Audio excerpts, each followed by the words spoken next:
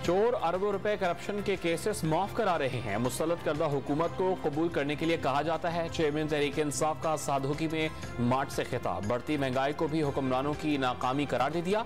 मुल्क में इंसाफ का बोलबाला करने का अज़्म दोहरा दिया। लॉन्ग मार्च के कंटेनर पर गैर जरूरी नकलो हरकत। पंजाब काबीना की कमेटी बराए अमन व अमान के इजलास में तशवीश का इजहार। फूल प्रूफ सिक्योरिटी के लिए मामला सियासी क़यादत के सामने उठाने का फैसला। इमरान खान का लॉन्ग मार्च नाकाम हो चुका। इलेक्शन अपने वक्त पर ही होंगे। गवर्नर पंजाब बलीगुर रहमान का वज़ीर आला सिंध मुराद अली शाह के हमरा लाल शहबाज कलंदर के मज़ार पर हाजिरी।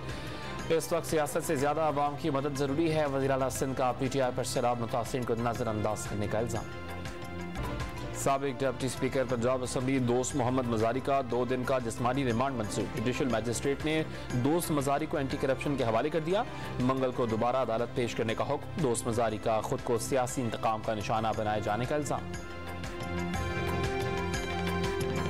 NA-45 कुर्रम के ज़िमनी इलेक्शन का रिजल्ट लाइव दिखाया जाएगा। तर्जुमान इलेक्शन कमीशन ऑफ पाकिस्तान ने ट्विटर अकाउंट पर भी रिजल्ट नशर करने का हुक्म दे दिया। खैबर पख्तूनख्वा हुकूमत और वर्कर्स वेलफेयर बोर्ड KP में बेक वक्त 2 सरकारी नौकरियां करने वाले मुलाजमीन का इंकशाफ। मुलाजमीन को KP हुकूमत की जानिब से 1 करोड़ 7 लाख से ज्यादा की रकम की अदायगी भी की गई। वर्कर्स वेलफेयर बोर्ड KP ने गफलत की तस्दीक कर दी।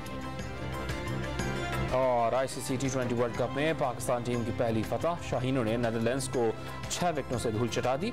T20 वर्ल्ड कप के दूसरे अहम तरीन मैच में जनूबी अफ्रीका के खिलाफ भारत की बैटिंग लाइन लड़खड़ा गई। 10 ओवर्स में 5 खिलाड़ी पेविलियन लौट गए।